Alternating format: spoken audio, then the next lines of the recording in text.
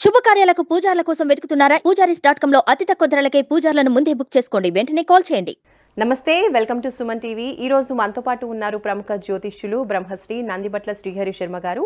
కాశీలో శ్రీ కామాక్షి నిత్యాన్నదాన ఆశ్రమ నిర్వాహకులు. మరి వారితో మాట్లాడి ఈ కొత్త సంవత్సరంలో 2024లో ద్వాదశ రాశుల వారికి రాశి ఫలితాలు ఏ విధంగా ఉన్నాయి, వాళ్ళు ఏ పరిహారాలు పాటించాలి, పూర్తి వివరాలు మనం తెలుసుకుందాం. గురుగారు నమస్కారం అండి. వాగర్థావివ సంపృక్తౌ వాగర్థ ప్రతిపత్తయే జగదఃపితరౌ వందే పార్వతీ పరమేశ్వరౌ. అన్నపూర్ణే సదా పూర్ణే శంకరః ప్రాణవల్లభే జ్ఞాన వైరాగ్య సిద్ధ్యర్థం భిక్షాం దేహి చ పార్వతి మాతా చ పార్వతీదేవి పితాదేవో మహేశ్వరః బాంధవా శివభక్తాశ్చ స్వదేశో భువనత్రయం. సదాశివసమారంభాం శంకరాచార్య మధ్యమాం అస్మదాచార్యపర్యంతం వందే గురుపరంపరాం. ఆదిత్యాయ చ సోమాయ మంగళాయ బుధాయ చ గురుశుక్రశనిభ్యశ్చ రాహవే కేతవే నమః. శృంగేరి జగద్గురు పీఠాధిపతులు శ్రీ శ్రీ శ్రీ భారతీ తీర్థ మహాస్వాముల వారికి, శ్రీ శ్రీ శ్రీ విధుశేఖర భారతీ తీర్థ మహాస్వాముల వారికి, కంచి కామకోటి పీఠాధిపతులు శ్రీ శ్రీ శ్రీ విజయేంద్ర సరస్వతి మహాస్వాముల వారికి ప్రణామములు తెలియజేసుకుంటూ కార్యక్రమాన్ని ప్రారంభిద్దాం. గురుగారు, ముందుగా ద్వాదశ రాశుల్లో మేషరాశితో మొదలు పెడదాము. మేషరాశి వాళ్ళకి ఈ కొత్త సంవత్సరంలో ఏ విధంగా ఉండబోతుంది, వాళ్ళు ఏ ఏ పరిహారాలు చేసుకుంటే ఈ సంవత్సరం వాళ్ళకి బాగా కలిసి వచ్చే అవకాశాలు ఉన్నాయో తెలియజేస్తారా? ముందుగా మేషరాశి వారికి ఈ 2024 సంవత్సరం ఆంగ్ల నూతన సంవత్సరంలో ఎలా ఉంటుందో తెలియజేసుకుందాం. వీక్షించేటువంటి సుమన్ టీవీ ప్రేక్షకులకి 2024 ఆంగ్ల నూతన సంవత్సర శుభాకాంక్షలు. అయితే ప్రేక్షకులకి ఒక సందేహం ఉండవచ్చు. రాశి ఫలాలు అన్నప్పుడు ఉగాది టు ఉగాది వరకు ఉన్నటువంటి ఫలితాలనే మనం చెప్పుకుంటాం కదా, పంచాంగ శ్రవణం అప్పటి నుంచే ప్రారంభిస్తాం కదా. మరి ఈ 2024 జనవరి 1 నుంచి చెప్పుకునేటువంటి పద్ధతి మనకేమిటి అనేటువంటి ఆలోచన చాలామంది వీక్షించేటువంటి ప్రేక్షకులకు ఉంటుంది. అయితే ఇక్కడ ధర్మశాస్త్రం మనకు ఒక విషయం చెప్పిందండి. గమనించాల్సినటువంటి అంశం ఏంటంటే, ప్రపంచమంతా ఏదైతే ఒకటి నమ్ముతుందో అదంతా కూడా శాస్త్రమే కూర్చుంటుందని చెప్పబడుతుంది. కాబట్టి ప్రపంచమంతా కూడా జనవరి 1 నుంచి 2024 నూతన సంవత్సరంగా భావిస్తున్నటువంటి సందర్భంలో ఇది కేవలం జనవరి 1వ తారీఖు నుంచి డిసెంబర్ 31వ తారీఖు వరకు ఉండేటువంటి ఫలితాలనే మనం చెప్పుకుంటాం. కాబట్టి ఇది ఆంగ్ల నూతన సంవత్సర సందర్భంగా చెప్పేటువంటి రాశి ఫలాలు అనేటువంటి విషయాన్ని దృష్టిలో పెట్టుకొని మనం మేషరాశి వారికి ఈ 2024లో ఎలా ఉంటుందో తెలియజేసుకుందాం. ముందుగా ఈ యొక్క రాశి ఫలాలు అనేటువంటివన్నీ కూడాను నిర్దేశించేటువంటి గ్రహాలు నవగ్రహాలలో గురువు, శని, రాహువు, కేతువు. ఎందుకంటే ఒక్కొక్క రాశిలో గురువు 1 సంవత్సరం, అలాగే శని 2.5 సంవత్సరాలు, రాహుకేతులు ఒక్కొక్క రాశిలో చెరి 1.5 సంవత్సరాల పాటు సంచారం చేస్తారు. కాబట్టి 12 రాశుల వారిని ఈ 4 గ్రహాలు ప్రభావితం చేస్తాయి. అయితే గమనించుకున్నట్లయితే ఈ మేషరాశి వారికి 2024 సంవత్సరంలో ఏ విధంగా ఉండబోతుంది అనేటువంటి విషయాన్ని మనం గమనించుకున్నట్లయితే ఇక్కడ చూసినట్లయితే time 1 zone, time 2 zone, time 3 zone అనేటువంటిది మనం పెట్టుకున్నాం. అయితే గమనించాల్సిన అంశం ఏంటంటే, జనవరి 1వ తారీఖు నుంచి 2 మే వరకు కూడా గురువు మేషరాశిలో సంచారం చేస్తాడు. శని 2024 మొత్తం కూడా కుంభరాశిలో సంచారం చేస్తాడు. 2 మే నుంచి మొత్తం డిసెంబర్ వరకు కూడా గురువు ఈ సంబంధించినటువంటి ఈ వృషభ రాశిలోకి సంచారం చేస్తాడు. కాబట్టి ఇక్కడ గమనించినట్లయితే కుజుడు 21 అక్టోబర్ 2024 నుంచి 31 డిసెంబర్ వరకు కూడా ఇక్కడ కుజుడు సంచారం జరుగుతుంది. కాబట్టి వీక్షించేటువంటి ప్రేక్షకులు గమనించాల్సిన అంశం ఈ యొక్క రాశులలో మేషరాశి వారికి ఎలా ఉండబోతుంది అనేటువంటి విషయం. ఇక్కడ గమనించుకున్నట్లయితే మేషరాశి వారికి సంబంధించి ప్రధానంగా గురువు రాశిలోనే సంచారం చేయడం, ఈ కారణం చేత గురుబలం ఉన్నప్పటికీ కూడా శని యొక్క వీక్షణ 1వ తారీఖు మే వరకు ఉండడం కారణం చేత ఈ మేషరాశి వారు కొన్ని ఇబ్బందికర పరిస్థితులు అనేటువంటివి వస్తాయి. ముఖ్యంగా అనుకున్న పనులలో ఆలస్యం అనేటువంటిది జరుగుతుంది. అయినప్పటికీ కూడా గురువు వివాహ స్థానం మీద వీక్షణ కారణం చేత వివాహం కావాల్సిన అబ్బాయిలకి అమ్మాయిలకి సంబంధించి చేయు ప్రయత్నాల్లో చక్కగా వెసులుబాటు అనేటువంటి కలుగుతుంది. చక్కటి జీవిత భాగస్వామ్యం లభించేటువంటి అవకాశాలు ఉంటాయి. వివాహం ఒక్కటే కాస్త అడ్వాంటేజ్గా చెప్పబడి ఉంది. మిగతా ప్రయత్నాలు అనేటువంటివి ఏ ప్రయత్నం చేసుకున్నా మే 2వ తారీఖు వరకు కూడా అన్ని ప్రయత్నాల్లో ఇబ్బందులు ఎదుర్కొనే అవకాశం ఉంది. కాబట్టి ప్రధానమైనటువంటి పనులు ఏవైతే ఉన్నాయో అవన్నీ కూడా మీరు తర్వాత టైం 2 జోన్లో కనుక మీరు చేసుకున్నట్లయితే అద్భుతమైనటువంటి ఫలితాలను పొందుతారని చెప్పవచ్చు.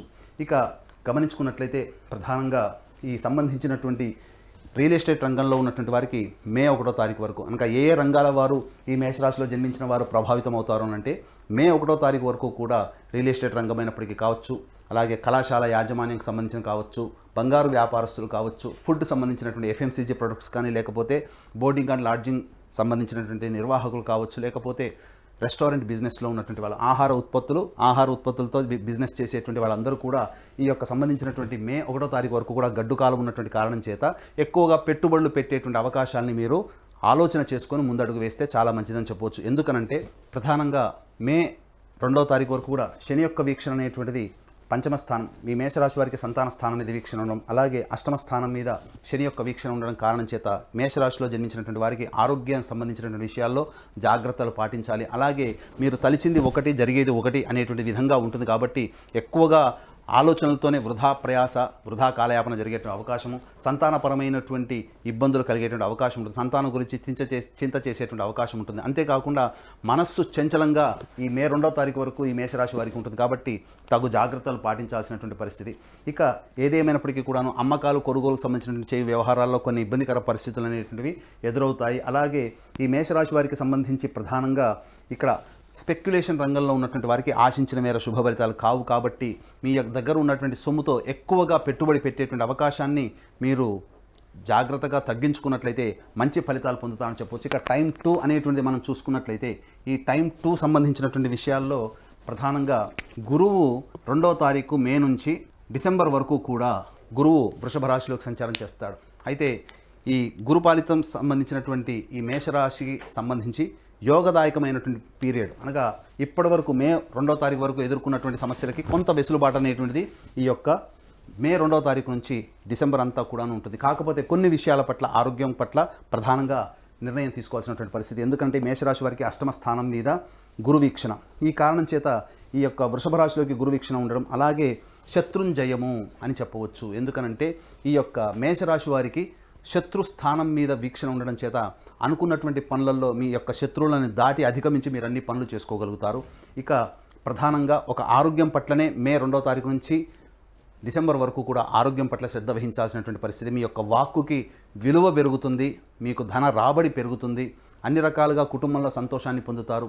ఇంతకంటే ఇంకా మంచి పీరియడ్ అని చెప్పుకున్నట్లయితే 21 అక్టోబర్ నుంచి 31 డిసెంబర్ అనేటువంటిది చాలా అద్భుతమైనటువంటి సమయంగా చెప్పవచ్చు. ఎందుకనంటే కుజుడు కర్కాటక రాశిలో స్థితి పొంది ఉండి ఈ యొక్క మేష రాశికి సంబంధించి అశుభ ఫలితాన్ని ఇచ్చేటువంటి శని మీద వీక్షణ ఉండడం, ఈ కారణం చేత శత్రువే మనకు ఎదురొడ్డి మనకు సహాయం చేస్తే ఎలా ఉంటుందో ఒక్కసారి ఆలోచించండి. అటువంటి బాధకుడైనటువంటి శని మొత్తం పూర్తిగా ఆశాంతం 21 అక్టోబర్ నుంచి డిసెంబర్ వరకు కూడా యోగదాయకాన్ని కలగజేస్తాడు. కాబట్టి అద్భుతమైనటువంటి పరిస్థితి అనేటువంటిది అక్టోబర్, నవంబర్, డిసెంబర్ నెలలో ఈ మేషరాశి వాళ్ళు పొందుతారని చెప్పవచ్చు.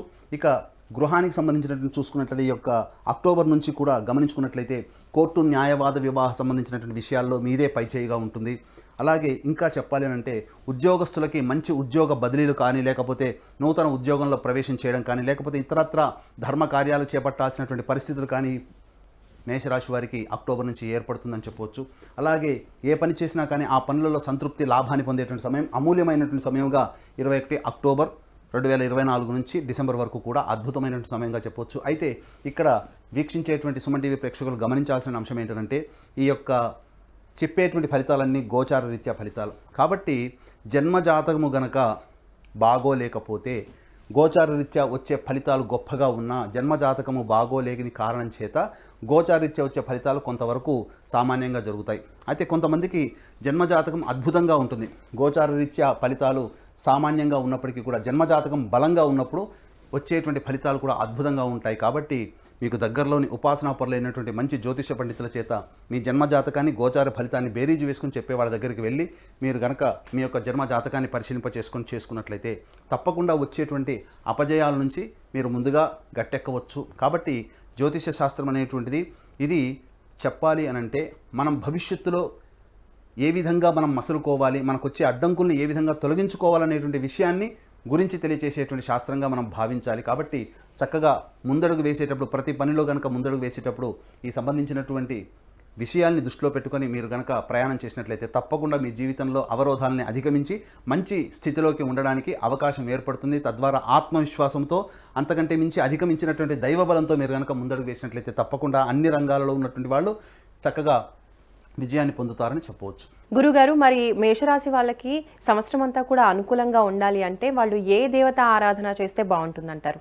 మే వరకు కొంత గడ్డు కాలము, కొంత వెసులుబాటు అనేటువంటిది మే తర్వాత గురు కుజుల యొక్క ప్రభావం అనేటువంటిది జాతకంలో ఉండడం, తద్వారా అద్భుతమైనటువంటి యోగదాయకమైనటువంటి స్థితి. అయితే ఇంతకుముందే చెప్పుకున్నట్టుగా జాతకం బాగుండి గోచారం బాగోలేకపోయినా, జాతకం బాగోలేకపోయి గోచారం చాలా బాగున్న ఫలితాల్లో కొంత తారుమారేటువంటి అవకాశం ఉంది. కాబట్టి జాతకరీత్యా కావచ్చు, గోచారరీత్యా కావచ్చు, ఈ మేషరాశి వారికి సంబంధించి ప్రధానముగా దేవతానుగ్రహాన్ని పొందే ప్రయత్నం. ప్రధానంగా ప్రతి మంగళవారం రోజున సుబ్రహ్మణ్య స్వామికి ఆవు పాలు, ఆవు నెయ్యి, తేనె ఈ మూడిటితో అభిషేకం జరిపించి చెలివిడి నైవేద్యంగా పెట్టండి.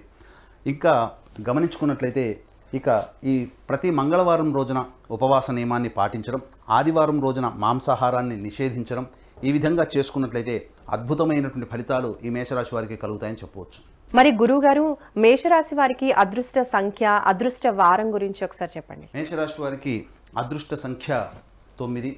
అదృష్టం కనుక కలిసి వచ్చేటువంటి వారములు ఆదివారము, గురువారం. ఇవి 2 వారాల్లో అద్భుతంగా కలిసి వస్తాయి. కాబట్టి చక్కగా ఏదైనా ప్లాన్ చేసుకునేటప్పుడు ఈ 2 వారాల్లో కనుక ప్లాన్ చేసుకున్నట్లయితే మంచి ఫలితాలు పొందుతారని చెప్పవచ్చు. అయితే ఈ మేషరాశి వారికి సంబంధించి ప్రధానముగా జీవితంలో దైవతానుగ్రహం, ఇప్పుడు చెప్పినటువంటి పరిహారాలతో పాటుగా మీకు మీరుగా దైవతానుగ్రహాన్ని పొందాలి అనుకున్నప్పుడు మా పీఠం ఆధ్వర్యంలో ప్రతి నెల 21 రోజుల పాటు సంకల్ప సిద్ధి హోమాది కార్యక్రమాలు అనేటువంటి జరపబడతాయి. అలాగే తండ్రి వైపు 7 తరాలు, తల్లి వైపు 4 తరాల్లో ఏవైనా దుర్మరణాలు అనగా road accident, fire accident, suicide attempt, నదిలో బావిలో పడి చనిపోవడం, ఇంట్లోంచి వెళ్ళిపోవడం, లివర్ ఫెయిలే, కిడ్నీ ఫెయిలే, క్యాన్సర్తో చనిపోవడం, బ్రహ్మచారి కన్యగా చనిపోవడం, పిండ ప్రదానాలు చేయలేకపోవడం, ఇవన్నీ కూడా దుర్మరణాలు. కాబట్టి ఈ దుర్మరణాలు అన్నప్పుడు పితృదోషం లేదా పితృశాపం అంటారు. కాబట్టి ప్రతి నెల మా పీఠం ఆధ్వర్యంలో పితృదోష నివారణ పూజలు, హోమాది కార్యక్రమాలు అనేటువంటివి సశాస్త్రీయంగా జరిపించడం జరుగుతుంది. అలాగే కాశీలో మా సొంత భవనం శ్రీ కామాక్షి నిత్యాన్నదాన ఆశ్రమం ఉన్నది. కాబట్టి మీ పుట్టినరోజున కానీ, మీ పెళ్లి రోజున కానీ మీరు మీ ఆనందాన్ని మీ కుటుంబ సభ్యులతో పాటు కాశీలో ఉన్నటువంటి శివబంధువులకు కూడా పంచుకోదలిస్తే ప్రతిరోజు నిత్యాన్నదానం జరుగుతుంది. కాబట్టి అవకాశం ఉన్న వాళ్ళు మీ పెళ్లి రోజు, పుట్టినరోజున అన్నదానానికి మీ వంతు సహాయ సహకారాలు అందించవచ్చు. ధన్యవాదాలు గురువుగారు. మేషరాశి వారికి ఈ సంవత్సరం ఏ విధంగా ఉంటుంది, వాళ్ళు ఎటువంటి పరిహారాలు చేస్తే వాళ్ళ అదృష్టం ఇంకా బాగుంటుంది, అనుకూలిస్తుంది అనే విషయాలు చక్కగా తెలియజేశారు. ధన్యవాదాలు. సర్వం శ్రీ ఉమామహేశ్వర పరబ్రహ్మార్పణమస్తు.